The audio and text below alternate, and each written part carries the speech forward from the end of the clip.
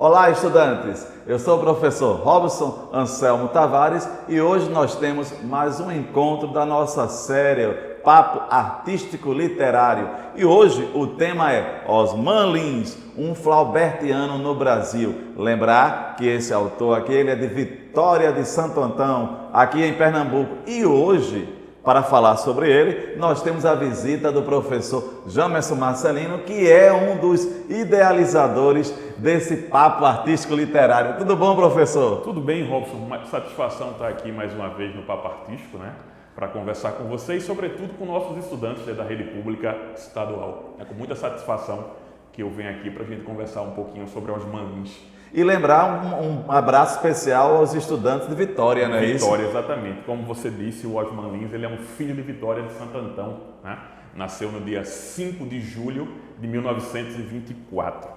Pessoal, sobre Osman, uma coisa que a gente já poderia começar dizendo, Robson, é que Osman é assim, uma espécie de gigante invisível da literatura brasileira.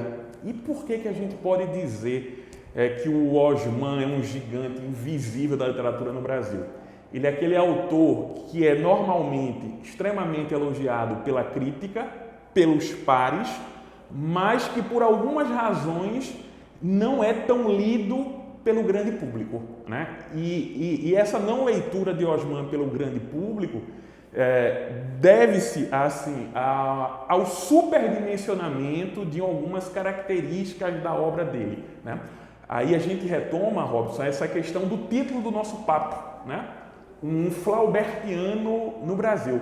O senhor gostaria, de falar sobre o Flaubert? Rapidamente, dizer quem é Gustavo Flaubert para a gente voltar e comentar o Osman, inclusive a partir dessa foto aí que os estudantes podem ver na tela? Não, o que nós temos aqui, quando você coloca aqui justamente Osman Lins, um flaubertiano no Brasil, justamente vai lembrar Gustave Flaubert, não é isso? Isso. O escritor francês, o autor de Madame Bovary. Madame Bovary. Educação Sentimental também é outro livro importante do Flaubert, E aí é um ponto importante, que eles lançam um desafio agora, no caso, é o seguinte, é que o aluno conheça Gustave Flaubert, lê o livro Madame Bovary e fazer essa comparação com o nosso Osman Lins, não é isso? E essa foto, que nós temos uma foto importante aqui dele, certo? Para que o público conheça aqui, ó, em especial, olha aí. A gente trouxe essa foto, inclusive, para discutir essa questão desse afastamento de Osman em relação aos leitores. Eu diria que é de muitos leitores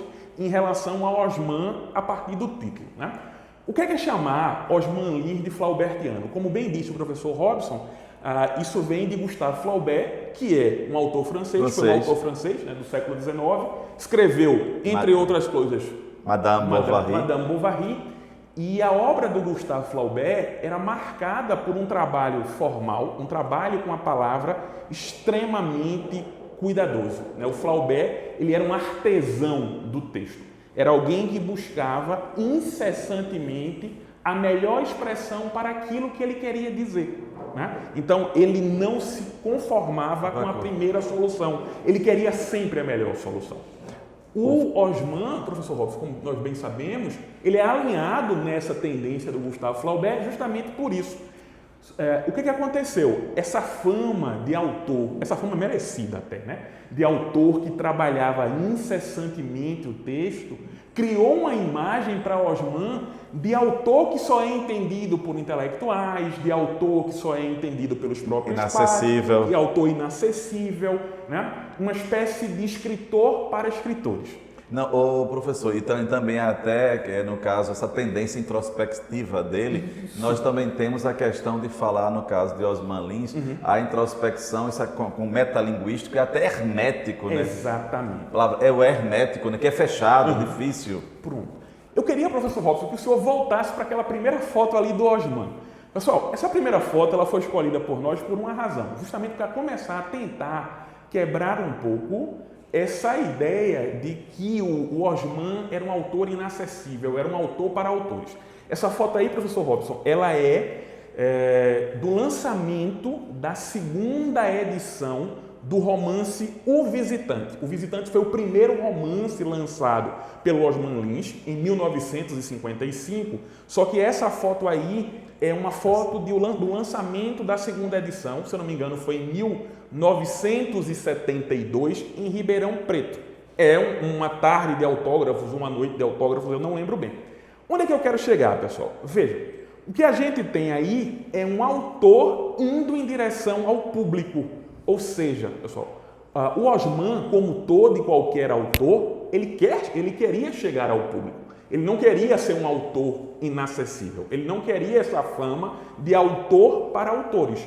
Agora, é um autor que guarda um profundo rigor. E esse rigor é uma prova de estima pelo autor. Cara estudante, eu acho que para você, eu acho que eu vou tentar uma outra aproximação. Quando o seu professor de qualquer disciplina exige muito de você, ele na verdade está demonstrando o quanto ele tem consideração pela sua capacidade, o quanto ele tem consideração pelo potencial que você tem.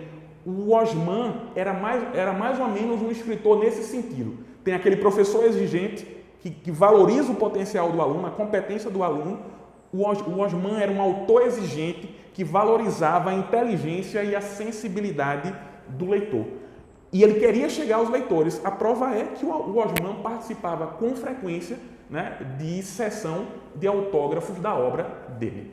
Interessante quando o professor Jamerson fala essa questão do autor que vai ao público, que escreve, que ao mesmo tempo dá autógrafo.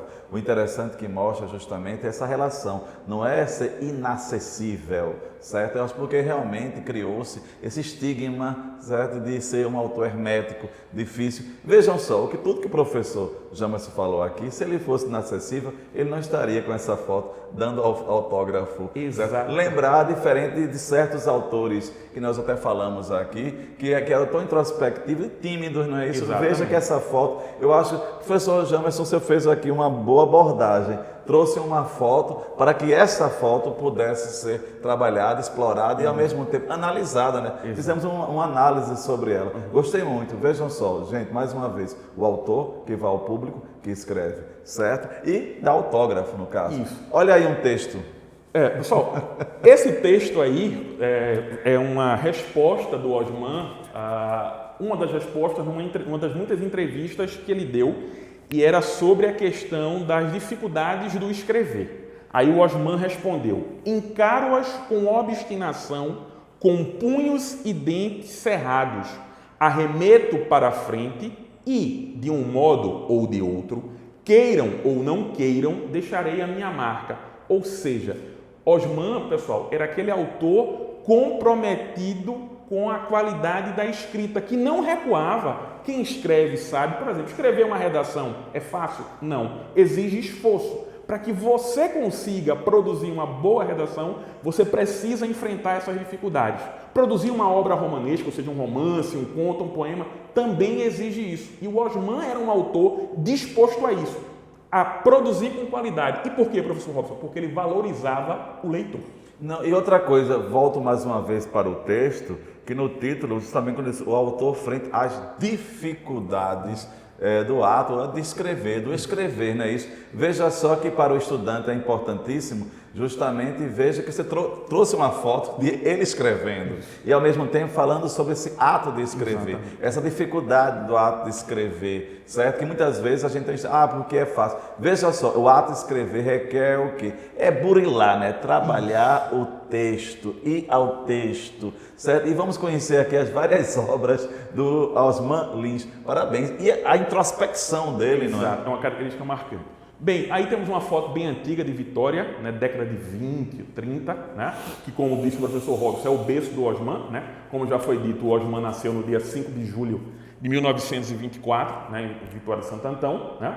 E o Osman, pessoal, ele assim, é marcado desde o início da vida por aspectos de grande relevância emocional que se refletem na obra dele e que, mais uma vez, acabam por quebrar essa ideia do autor inacessível. A mãe do Osman, a senhora Maria da Paz de Melo Lins, ela faleceu 16 dias depois, Robson, do nascimento de Osman. Osman nunca viu a mãe e nunca viu foto da mãe. Inclusive, ele diz que uma das tentativas dele como escritor era recuperar um rosto que ele nunca conheceu. Então, ele escrevia, entre outras coisas, para recuperar um rosto. Ou seja, era alguém que precisava de comunicação, era alguém que precisava de contato, era alguém que precisava de afeto. E escrever era uma forma de realizar isso. Ou seja, não é aquele autor que quer afastar o público. Pelo contrário, ele quer encontrar o público pela escrita rigorosa. Eu gostaria de fazer uma ponte aí que eu posso fazer ou não, que me permita justamente essa questão, parece muito com o lado de Clarice que nós vimos aqui, né? Isso. Essa busca, o ato de escrever, essa preocupação com a escrita. Olha uma foto dele, retrato bem novinho, bem novinho. Exato ainda. Se a gente observar, pessoal, observar fotos de Osman em diferentes fases da vida, é impressionante que o olhar continua o mesmo. O mesmo olhar terno e meio triste, né? Mas o olhar de quem procurava comunicação. Interessante que é uma leitura que se faz justamente para essa foto aqui, lembra, de acordo com o seu texto, esse alguém que busca a mãe, né? Exatamente. A mãe, esse rosto dessa mãe. E nós temos aqui uma breve nota biográfica, né? Exatamente. O Osman foi, entre outras coisas, romancista, contista, dramaturgo, né, escritor de peças de teatro, né, ensaísta, filho de um alfaiate, né, o senhor Teófanes da Costa Lins. E o Osman, inclusive, demonstra muita afeição pelo pai, porque várias crônicas que o Osman escreveu, né, ele era cronista também, embora não tenhamos citado aí, eram dedicadas ao dia do alfaiate. E é muito constante na obra do Osman a comparação, Robson, entre o trabalho do artista e o do artesão. Isso mostra muito a ligação que ele tinha com o pai, o Teófanes. E voltando à questão, por exemplo, pessoal, da perda da mãe, né, ao nascer, o Osman ele foi amamentado por uma ama de leite, né, Rosa, que inclusive ganhou, obviamente, a grande afeição do Osman, que dedica o primeiro romance, O Visitante, a ela e nomeia uma das personagens do romance com o nome de Rosa. Veja que é um escritor marcado pela afetividade. E a perda também. E pela perda, exatamente. Aí, professor Robson, a gente tem a mãe, né, do Osman. A mãe não, desculpem, pessoal. A avó paterna. O senhor gostaria de falar sobre Não, a avó paterna que ele homenageia, não é isso? Mas antes disso é importante salientar que essa figura aqui, essa avó paterna, esteio da comunidade afetiva do Osman Lins. Olha, mais uma vez, a perda. Algo interessante, professor Jamerson, é justamente para mostrar ao nosso estudante que o senhor está fazendo aqui algo belo, porque justamente mostrando as características do autor e justamente com as características tanto da obra quanto da vida dele. Veja que se entrelaçam, não é isso? Essa preocupação com a escrever, a perda, a própria introspecção. Exatamente. Lembrar que essa avó aqui, gente, essa avó, ela é citada em contos dele, certo? Não é a Joana Carolina, não é isso? Retábulo de Santa Joana Carolina, um dos grandes contos do Osman.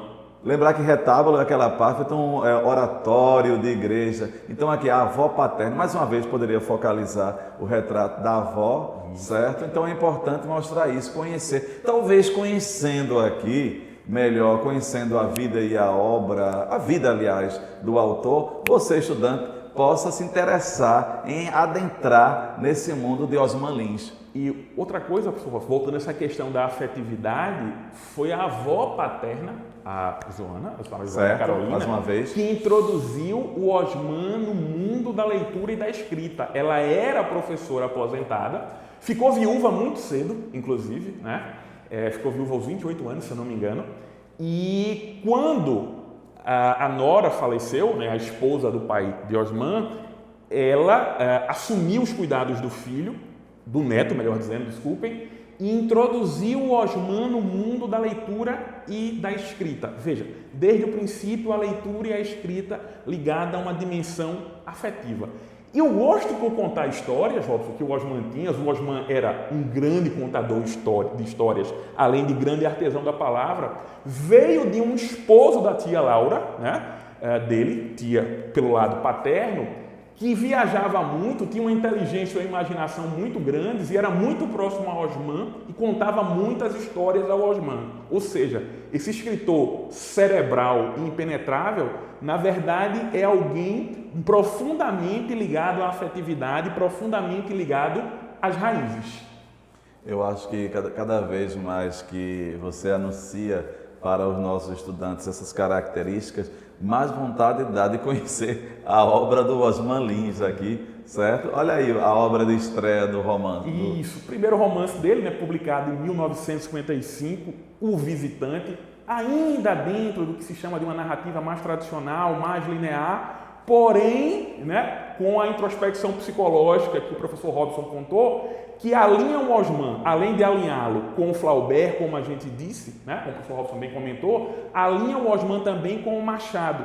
Esse aí é o primeiro livro de contos, Os Gestos, né? Na tela. Isso, a capa aí de uma edição antiga de Os Gestos, que também ainda está dentro do que se chama da primeira fase da obra de Osman. Ainda não é o Osman mais experimental, que afastou, né, que ainda afasta muitos leitores, mas já é um Osman diferente do regionalismo.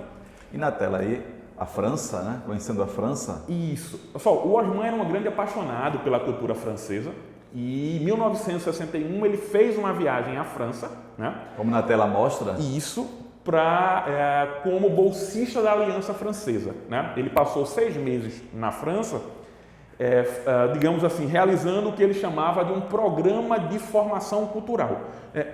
Pessoal, hoje é muito fácil a gente ter informação, né? Basta que entremos na internet e nós conseguimos informação praticamente infinita, né? É possível aprender sobre praticamente tudo sem sair do lugar. Na década de 60, no Brasil, pessoal, para se ter essa informação mais ampla, o esforço era muito maior.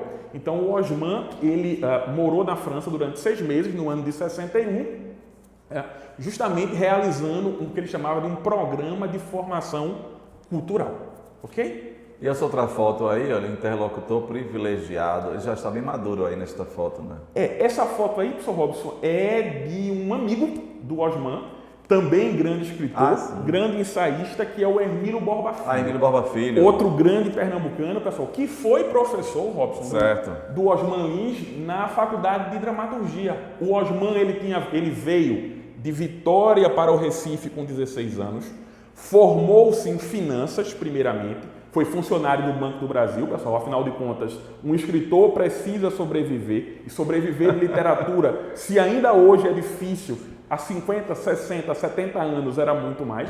Então ele era funcionário do Banco do Brasil, né? Passou no concurso ainda menor de idade, né? Formou-se em finanças, posteriormente, dentro de uma área muito mais ligada ao espírito criador e criativo dele, ele formou-se em dramaturgia pela Universidade, o que hoje é a Universidade Federal de Pernambuco, e teve como professor o Hermílio Borba Filho. Eu gostaria mais uma vez de colocar a foto do Hermílio Borba Filho, lembrar que nós teremos em um próximo encontro uma aula, um bate-papo sobre Hermílio Borba Filho e o teatro pernambucano. Vamos conhecer um pouco, adentrar no mundo de Hermílio Borba Filho. Exatamente. Certo? Inclusive o Hermílio e o Osman, detalhe, não se tornaram amigos enquanto o Osman era aluno do Hermílio. Isso veio posteriormente, quando o Osman foi morar em São Paulo, em 1962, e eles começaram a trocar correspondências. Inclusive, pessoal, a correspondência do Osman com o Hermílio foi reunido, né, num livro chamado Correspondência entre Osman Lins e Hermílio Borba Filho, publicado pela Companhia Editora de Pernambuco. Vale a pena para ter acesso, por exemplo, a 2 grandes escritores discutindo não só questões, pessoal, referente a escrever, discutindo economia, discutindo política, problemas do dia a dia, por exemplo, eles falam de dificuldades financeiras, né? É interessante que às vezes a gente tem a ideia do escritor como um sujeito que não tem nenhum contato com a realidade. Parece como antissocial. Na verdade, o escritor é alguém profundamente inserido no meio em que vive, né, e profundamente ligado à vida, inclusive a problemas financeiros. Em algumas cartas, tanto o Osman quanto o Hermílio, eles discutem isso aí. O professor James, uma coisa interessante, foi formidável, você falou agora, justamente essa ideia que nós temos de um autor inacessível. E é importante lembrar, como a gente bateu mais uma vez aqui, os dramas da vida dele, né? A introspecção, tudo marcado por uma questão de sua vida, né? Exatamente. Não quer dizer, não é tão inacessível assim. Gente, muito importante todo esse aparato que o professor James está fazendo, para que vocês conheçam melhor. E vejam só, vamos ter um papo aqui depois sobre Hermílio Borba Filho. Vejam só, conhecem hoje Osman Lins e depois Hermílio Borba Filho. Essa outra foto, eu gostaria de chamar bem a atenção, olha, mútua admiração. Isso, né? Temos aí, né? Da esquerda para a direita, o Osman Lins, a Leda Alves, que era esposa do Hermilo Borba Filho, e o próprio Hermilo, né? Então, essa é uma foto aí, possivelmente dos anos 70 já. icônica, né? Icônica, por sinal. Exatamente. Pessoal, O Fiel e a Pedra, segundo romance de Osman, né? Inclusive onde ele vai aprofundando, né, aquela questão da análise psicológica, né? Existe um certo regionalismo pela presença de uma paisagem nordestina, mas esse regionalismo, ele digamos que ele é quase que incidental. Ainda a gente tem o Osman, né, da análise psicológica, e a paisagem, na verdade, ela entra como uma moldura justamente para a interioridade das personagens. Sim, nós poderíamos falar assim, lembra um pouco, justamente por causa da época, aqui nós poderíamos ver posteriormente o mineiro Guimarães Rosa, não é isso? Perfeito. E aqui nós temos aqui, olha, o dramaturgo. Isso. O Osman, pessoal, além de grande contista, de grande romancista, foi um grande dramaturgo. Teatro. Isso, exatamente. Uma das peças mais famosas do Osman, talvez a mais famosa, porque teve adaptação para a televisão e para o cinema, é Lisbela e o Prisioneiro. Aí a gente tem uma foto, né, da adaptação para o cinema, que eu acho que é de 2004, mais ou menos. E uma coisa, pessoal, o Osman gostava das adaptações que se faziam da obra dele, né? Então veja, mais uma vez, não é aquele autor que queria se encastelar, não era aquele autor que queria ser lido por poucos, era um autor que queria chegar ao público, né? E o interessante é salientar mais uma vez essa questão, né? A obra dele que ficou tão conhecido como escritor do grande público aí com a Lisbela e o Prisioneiro. Pronto, deixo também um outro desafio para o nosso estudante. Ler, aliás, assistir, ler depois também a obra Lisbela e o Prisioneiro. Perfeitíssimo. Pronto, 9,90. Pronto, Robson. É aí que começa esse Osman que assusta a tantos, né? É o Osman que começa a fazer os experimentalismos linguísticos. Mas, pessoal, é o Osman que começa esses experimentalismos linguísticos, começa esse flaubertianismo intenso, mas não perde a dimensão humana, a dimensão afetiva. Tem um conto aí, muito interessante nesse livro, chamado Os Confundidos, que é uma discussão entre um casal, né? Esse casal, inclusive, pessoal, eles não recebem nomes. Cada um é identificado por um travessão com um sinalzinho particular. E o romance, esse conto, Os Confundidos, que está aí em 9,90. Isso. Na tela. É, na verdade, pessoal, uma grande discussão sobre um tema também que era muito caro ao Osman. Na verdade, dois temas muito caros ao Osman. O amor e a incomunicabilidade do ser. Existe coisa mais terna do que isso? Não. Então, existe o experimentalismo? Existe. Mas a ternura, a afetividade, o Osman não perde a jamais. Falta de comunicação, né? Isso, a falta de comunicação do ser. Exatamente. O casal, a discussão do casal mostra que eles não conseguem se comunicar. Né? E é um drama, um drama total. Eu gostaria que vocês pesquisassem também esse conto que justamente fala nessa questão dessa falta de comunicação do ser. Exatamente. Olha aí. Pronto. Outro livro, pessoal, pronto. Dessa fase na tela. Já, né, que compõe a segunda fase, né, do Osman. Esse é um romance a Valovara, uma das grandes obras da literatura brasileira, né, traduzida, inclusive, né, em vários idiomas. Eu acho interessante traduziram, aqui a Valovara tem um trabalho com a linguagem sensacional, excelso, e conseguiram traduzir para vários idiomas. Isso. Inclusive o Osman, que falava muito bem francês, ele meio que foi o corretor, né, o leitor crítico da tradução que se fez desse romance. O Avalovara, pessoal, que talvez em termos de complexidade narrativa seja a obra mais difícil do Osman, ela gira em torno de um escritor chamado Abel, que procura o amor, na verdade, tanto no país, né, no Brasil, quanto em outros lugares. Veja, o tema do amor, tão humano, aparece nessa narrativa, né, densamente escrita, né, que exige do leitor, porque o Osman confia na inteligência do leitor, assim como o professor exigente confia na sua inteligência, caro estudante, né? Mas não se perde justamente a dimensão afetiva. Talvez o romance Avalovara não seja a melhor obra, Robson, para começar o Osman, mas é uma obra que é possível enfrentar e, mais ainda, é possível se apaixonar pela obra. É verdade. Não, eu acho que o nosso estudante poderia começar lendo os contos, não? Concordo muito. Eu acho que existem dois contos que estão no primeiro livro do Osman, né, chamados A Partida, Sim. né, e Os Gestos. O nome do livro, né, desse primeiro livro de contos, é Os Gestos, em que pelos quais o nosso estudante poderia começar. A Partida, cara, só para dar um pequeno spoiler, ele conta a história de um jovem que resolve sair de casa porque ele tem dificuldades de lidar com a afetividade da avó. Eu acho que é um tema que eu acho que é muito caro a muitos de vocês, né? A avó o ama demais, o super protege por conta disso e ele tem dificuldade de lidar com isso. É muito interessante para a gente perceber, inclusive, a dificuldade do diálogo intergeracional, ou seja, o diálogo entre gerações diferentes. E Os Gestos, que é outro conto fantástico, né, que dá, inclusive, título a essa primeira coletânea de contos do Osman, mostra, pessoal, o quanto as palavras são importantes, né? Eu só vou dar esses pequenos spoilers, porque vale a pena ler isso aí. Na tela nós temos aqui... Na tela aí a gente tem, né, um palíndromo, né? O que é um palíndromo, pessoal? Uma frase que você lê da mesma forma, tanto da direita para a esquerda, quanto da esquerda para a direita, desculpem, quanto da direita para a esquerda. E esse palíndromo, pessoal, ele constitui, digamos assim, a base a partir do qual, né, se desenvolve o Avalovara. Mas vamos começar o contato, como muito bem sugeriu o professor Robson, pelos contos. Não, e é interessante que você fala que esse trabalho com a linguagem marca a obra dele. É isso aí, mais uma vez, nós salientamos as marcas, as características do nosso autor de hoje. Lembrar sempre que eu gostaria de destacar, né? Nós temos a introspecção, nós temos o trabalho com a linguagem, romancista, contista, não é isso? Dramaturgo, não é isso? Isso, ensaísta, né? Ensaísta. Grande pensador. Eu queria só mostrar uma foto aí, pessoal, algumas fotos, na verdade.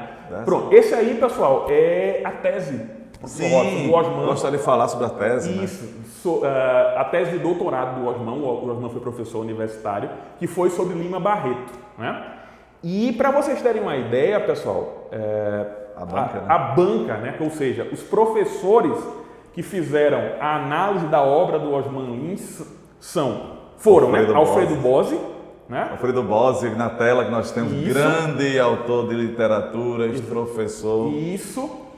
Avançando, Antônio Cândido, outro monstro da literatura. Outro monstro da crítica no Brasil. João Alexandre Barbosa, outro gigante, pernambucano também, por sinal. O professor Nelino Novaes Coelho. Aí o nosso estudante pode perguntar: mas Robson, Jamerson, quem são esses caras? Né? Quem é esse pessoal? Para o nosso estudante que gosta de futebol, Robson, eu poderia dizer o seguinte: é como se um jogador, para ser admitido num clube, ele passasse pela aprovação de Neymar, Cristiano Ronaldo, Messi e Marta. Pronto, o Osman Lins, para ser admitido no título de doutor, ele passou pelo crivo, né? Pelo crivo dessas figuras que a gente poderia dizer. Temos aí um Cristiano Ronaldo, um Messi, certo? Temos uma Marta e um Neymar. E eu queria fazer uma citação para não cometer uma injustiça. Na banca, professor Robson, além desses gigantes, havia um outro, que era a professora Maria Tereza Camargo Biderman, né? Que era uma grande lexicógrafa, ou seja, estudiosa das palavras, foi dicionarista e também participou da banca do Osman. Nós temos aqui o último romance, estão finalizando, o romance derradeiro dele, A Rainha dos Cárceres da Grécia. Também, justamente, esse romance mais experimental, mais difícil, né? Ele acho que para um segundo momento do encontro do nosso estudante com o Osman. Minha gente, foi excelente esse encontro. Então, professor, o que eu vou deixar mais uma vez como desafio é que o nosso estudante comece pelos contos e adentrar no romance o quê? Introspectivo, né? A característica de quê? Com a linguagem, essa introspecção, esse mundo de Osman Lins. Qual o seu desafio, professor? Bem, o professor Robson falou dos contos e uma outra coisa, pessoal, eu também acho interessante. O Osman foi um dos primeiros autores, um dos primeiros grandes escritores da literatura brasileira a escrever para a televisão. Ele escreveu 3 casos chamados Casos Especiais de Osman Lins, né? Que foram, ele escreveu para a televisão, foram devidamente transmitidos e existe também uma edição pela CEP. Então vejam, mais uma vez, Robson, é aquele escritor que queria chegar ao público. Agora, queria chegar ao público oferecendo o máximo de qualidade, valorizando a inteligência e a sensibilidade do público leitor. Então, minha gente, por hoje é só. Muito obrigado. Muito obrigado, professor. Obrigado por também essa pelo brilhante. convite. Lembrar que ele também é o idealizador, um dos idealizadores de nossa série. Muito obrigado. Um forte abraço. Obrigado, pessoal. Um forte abraço. Até a próxima. Valeu.